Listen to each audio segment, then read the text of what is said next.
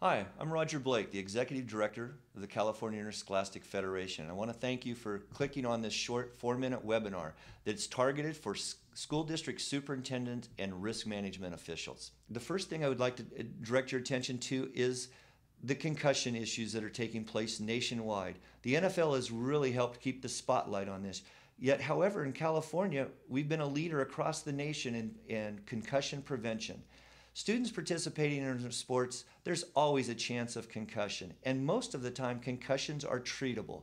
Where these tragedies do occur is when a student athlete returns to play before the brain is healed from that first blow. The CIF and the NFHS is the governing body of high school sports in the United States, offers a free, simple 20-minute online class on signs and symptoms of concussion.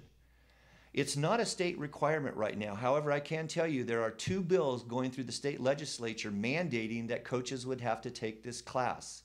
Tip number 2, ask your staff, are we requiring our coaches to take this free online class? If not, I would strongly urge you to make that a mandate, individual mandate within your school district. Not only would it create your ability to answer the question, is an injury foreseeable and what did you do to train your staff? It may prevent a tragedy from occurring on your campus. Again, it's a short 20-minute online class. Any individual can take it, parents included and your student athletes, but I would strongly urge you to do that as our risk management tip number 2 for the day. Tip number 3 is also in our health and safety area. The number 1 preventable tragedy in high school sports in the United States is heat illness. California has such a wide and diverse geography. It can be 70 degrees on the coastline and 115 in the desert. Because of that, a one-size shoe policy does not fit. But one thing we can do in California is educate and train our coaches on the signs and symptoms of heat illness and what actions they should be taking to prevent this from ever occurring. The CIF, again, along with the National Federation of High School Sports, has produced a 20-minute, simple, easy online class for coaches, parents, and students to watch.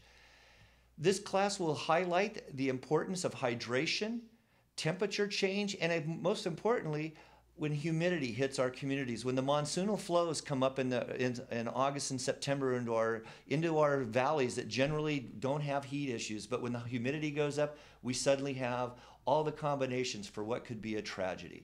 These concussions and heat illness are both preventable tragedies.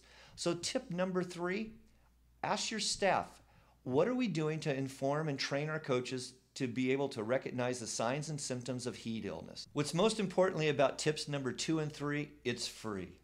It's absolutely free. It only costs 20 minutes of time of your individual staff to take these classes. And to help protect your school district in case of future litigation, when they complete the class, they can print out their own individual certificate that shows that they have completed and passed this class. These, as you know, will become very valuable evidence for school districts that you have trained your staff in trying to take the foreseeable steps to prevent tragedies from occurring on your campus.